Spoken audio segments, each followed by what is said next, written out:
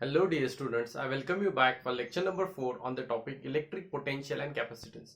So today we are going to find potential energy due to dipole when that dipole is placed in an external electric field. Now students, if you remember, I had told you what is an uniform electric field where the electric field lines will be parallel to each other and they will be always symmetric to each other.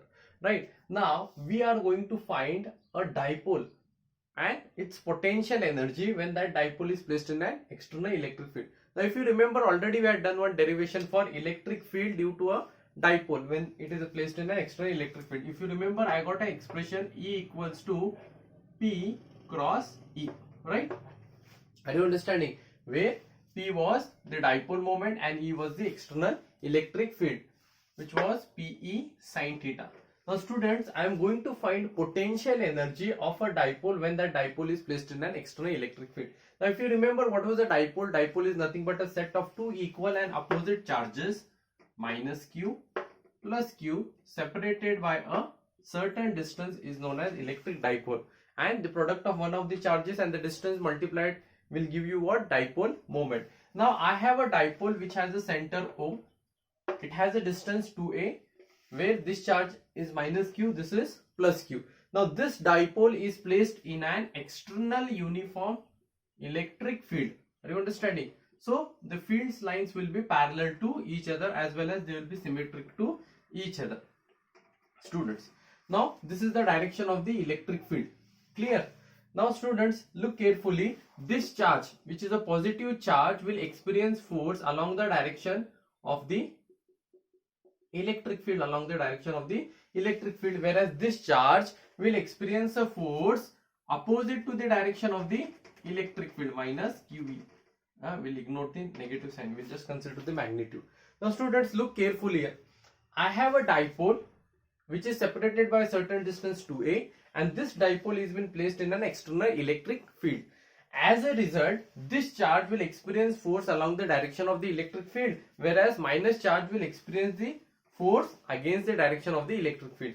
Now this is one system, and this system is experiencing electrostatic force. Are you understanding? So as a result, these are compiled together, right? As a result, two equal and opposite forces will come into play. Both forces, one force is acting in this direction, another force is acting in other direction. Both have same magnitude but they are anti-parallel to each other. As a result, they will constitute a couple. Couple is nothing but a rotational force, right? Two equal anti-parallel forces acting along the same line of joining will constitute what? A couple. As a result, they will experience a rotational force which I call it as a torque. Are you understanding? So this dipole will experience a rotational motion. Okay, so I'll draw this a normal. Let this be an angle theta, where theta is the angle between P and E. Okay, so this is the logic we are going to apply here. Clear? Copy the diagram so that I'll explain the further part. Just understand, I have an external electric field into which I am placing a dipole.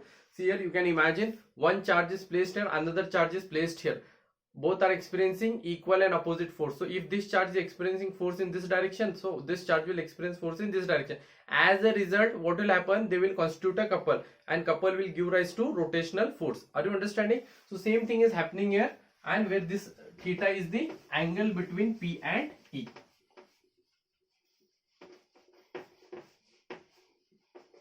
Now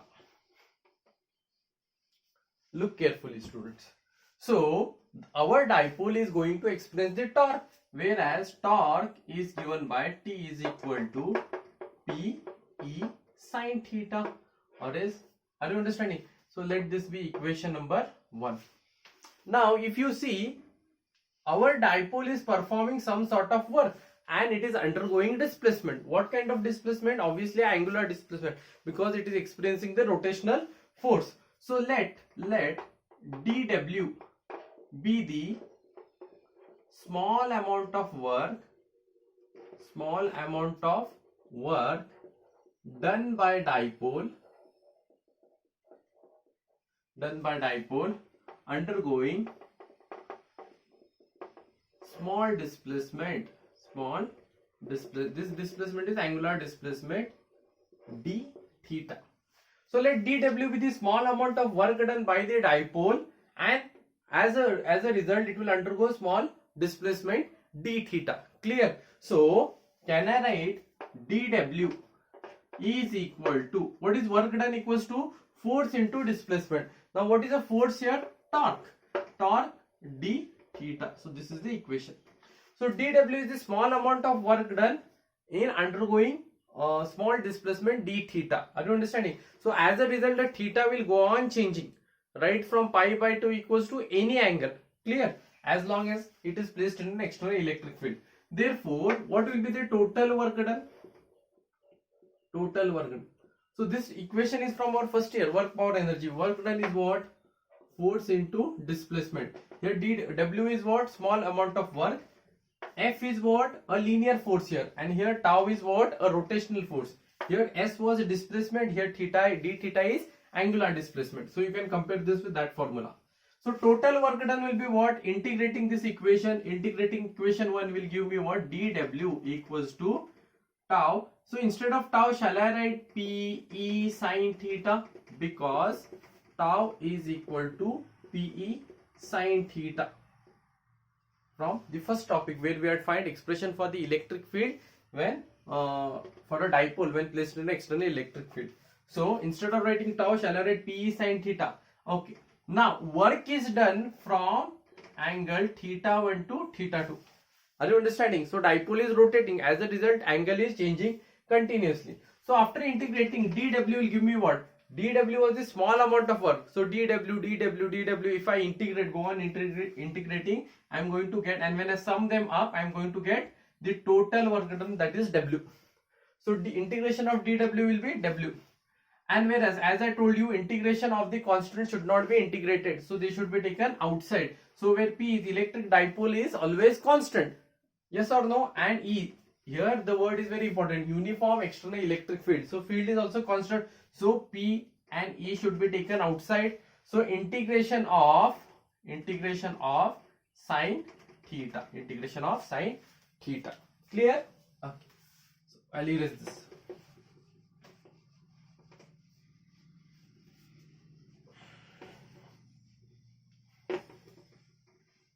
Now students, look carefully here. So W equals to PE. So integration of sine theta will be minus cos theta, theta 1 and theta 2. Clear? Now substitute the limit. Therefore W equals to minus, I'll take that minus sign outside, so that substitute the upper limit minus lower limit, cos theta 2 minus cos theta 1. Cos theta 2 minus cos theta 1. Now here very important condition we have is that work will be done when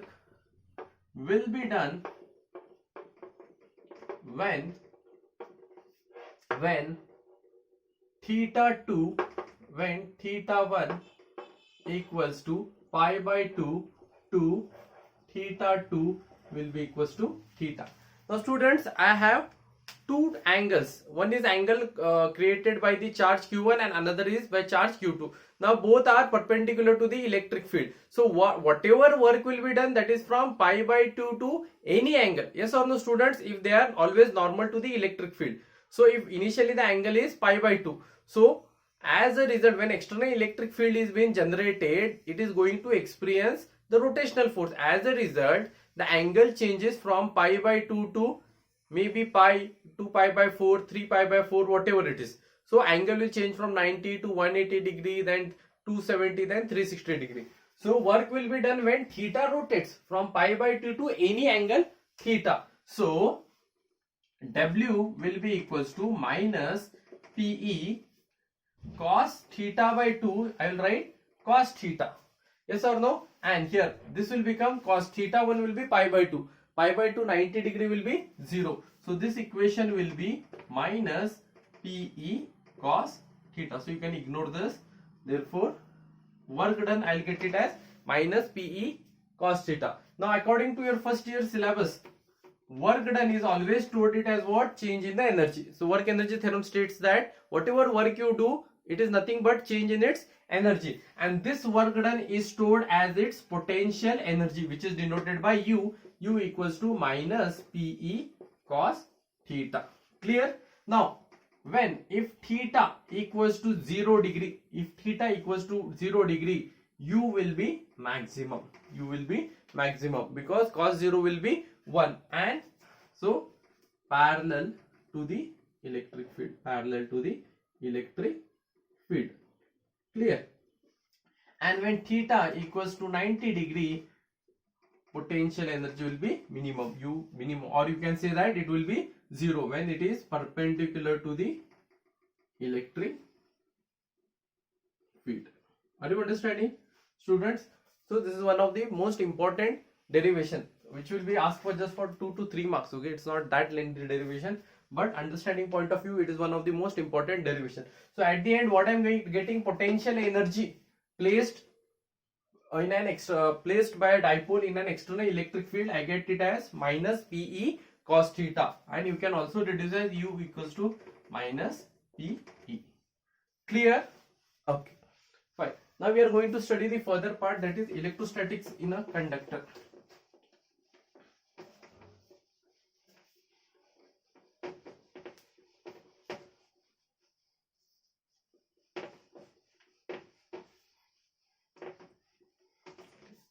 So our next concept is electrostatics in a conductor.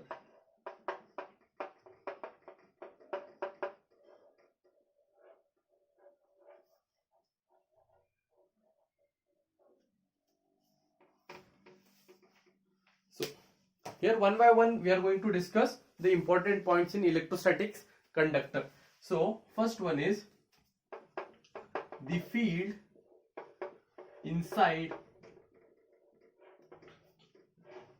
the conductor in static state will be always 0. So, or not just inside or outside also.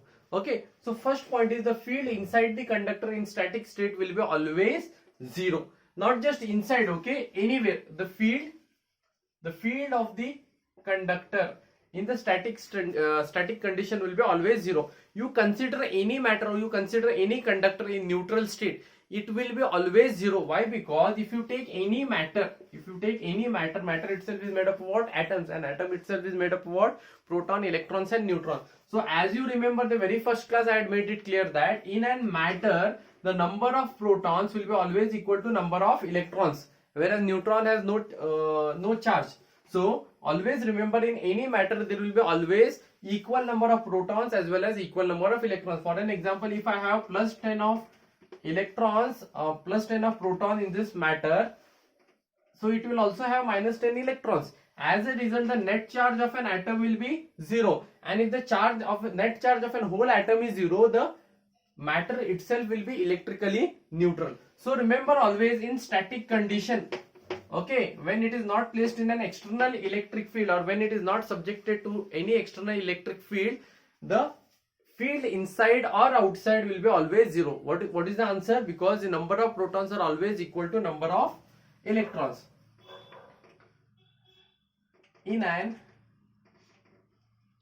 So next condition, when conductor is subjected, when a conductor is subjected in an electric field, the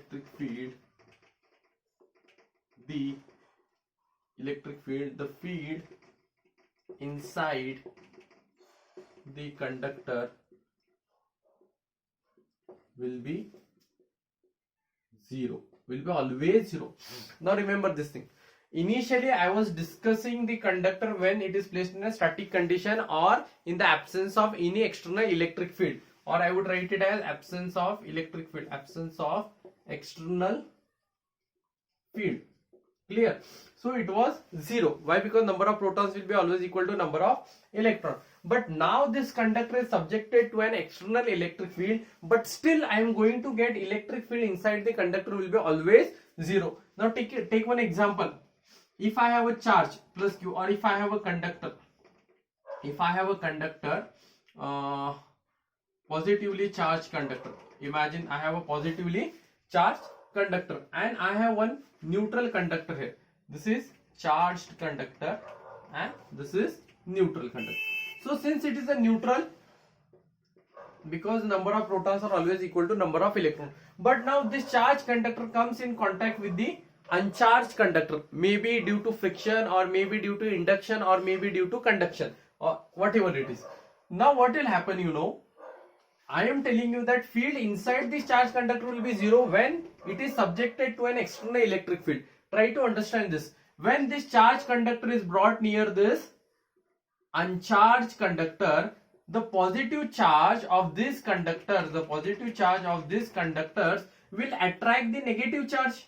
Yes or no? Now initially number of protons are always equal to number of electrons. So this positively charged will attract the negatively charged conductor. Clear? Now imagine if I increase the magnitude of this external electric field, the farmost electrons. So if some electrons are here, they will be drifted here.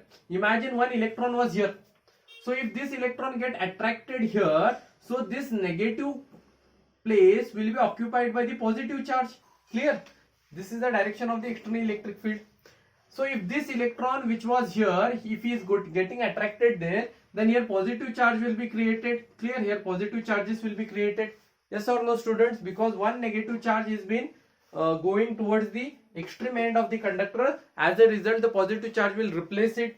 Now what will happen if the electrons are here at the farmost end of the conductor? So if I increase the intensity of this conductor, these electrons will also get attracted towards this, whereas these positively charged electrons will shifted at the extreme right corner, whereas electrons will shift to the extreme right corner. As a result, what you observe here is the space in between or inside will be zero, because no charge is left at the center of the conductor. Or I would say that if this is the direction of the external electric field, as a result, when these charges are moving towards each other, there will be one small electric field will be generated in the opposite direction, because this charge is doing action on them. So this conductor will give them back what? Reaction, which will be equal and opposite in magnitude. As a result, what you observe is that inside the charged conductor, the electric field is null or zero. Why? Because the charge has been occupied at the surface of the conductor. You can see that the negative charge has occupied this area and positive charge at this area. Now you would ask one question, sir, why this electron is not going there? Because these two charges are separated by certain medium. It depends upon the medium. If, for an example, if there is a air in between them, so air is a bad conductor or air is an insulator. If I would connect them through one wire, then these electrons would have easily drifted on that charged conductor. Are you understanding? Clear? So as a result, you understand one important thing is that inside the electric field will be always zero. It will be always zero. Clear? Okay. So third interpretation what you can give is that charges always resides on the surface of the conductor. Surface of the conductor. So this is one of the most important point that you have to understand, that charges are always going to reside on the surface of the conductor. You will never find any charge inside the conductor unless it is a neutral conductor. If I bring one charged body near the uncharged body, you will always see that uncharged charges are always ready to attack, or is they always ready to respond to the charged body by distributing the charge over the surface of the conductor. Are you understanding, students? So you see that charge always resides on the surface of the conductor. Charges always resides on the surface of the conductor. Next, electrostatic potential. Electrostatic potential is constant throughout the volume of the conductor. Throughout the volume of the conductor. So this concept already we have studied in the equipotential surface. So electrostatic potential, the potential will be always constant throughout the volume of the conductor. Clear hai? So last point already we have discussed in the electric field topic, that fifth one is electrostatic field lines are always normal to the surface of the conductor, or I would say perpendicular. So last point is very clear. What they are telling, that electrostatic field lines will be always perpendicular to the surface of the conductor. Already in detail we have discussed in the previous topics, okay, in electric field, where the positively charged electric field lines will be radially outwards, and for negative charge it will be radially inwards. So remember, if I have any conductor, a flat conductor, you would say the electric field lines will be always perpendicular to them. They will be definitely always perpendicular to the surface of the conductor. Clear? Okay. So understand these 5 important points, that in a state of neutrality or in a state of uncharged condition, the electrostatic field will be always 0, because number of protons are always equal to the number of electrons. Clear? And when it is subjected to an external electric field, charges will always resides on the surface of the conductor, So next part we are going to study, that is electrostatic shielding.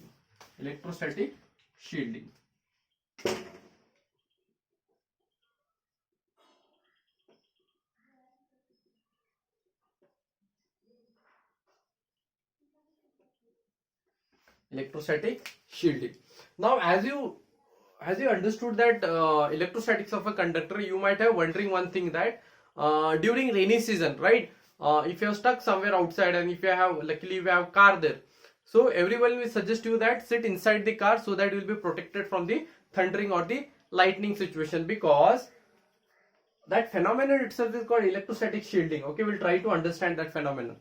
Now see here, I'll write the field inside the cavity of the conductor is always 0. Always it is 0. This point is very important. So the field inside the cavity of the conductor is always 0, and you know the reason, because when subjected to an external electric field, maybe thundering or lightning, the charges will always try to go or reside on the surface of the conductor. As a result, the cavity inside of the conductor will be always 0, and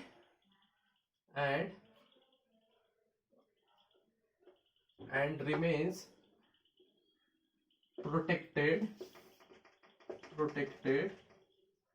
from external electrical effect or influence, I would say influence, and remains protected, and remains shielded, you can call it as remain shielded. This phenomenon is known as electrostatic shielding.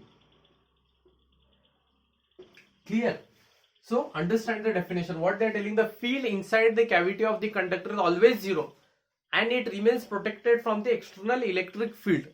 Yes or no? And this phenomenon is called as electrostatic shielding. So because of this beautiful phenomenon, our so many electrical appliances or many electrical or electronic gadgets remains protected from the external electric field. So this we used in many, it has wide application, maybe to protect our TV cables, stabilizers, or the optical cable fibers. So imagine if you have a car, don't mind for bad drawing, okay.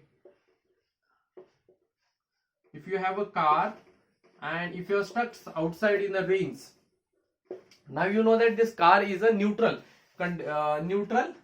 charge particle, I would call it as, because the number of protons are always equal to the number of electrons. So charge is uniformly distributed throughout the conductor, maybe inside or outside, because right now it is uncharged. But suddenly if it starts raining and if it starts thundering,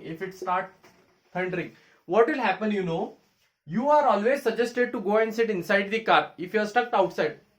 If you are at home, no problem, but So if you are stuck outside, you are always suggested to stay inside the car. Why? Because just understand, if it starts thundering, this acts as an external electric field, and this electric field will carry certain amount of charges, and these charges will get attracted or may be repelled depending upon the nature of the charge. If these are positively charged, the electrons of the car will be resided on the surface,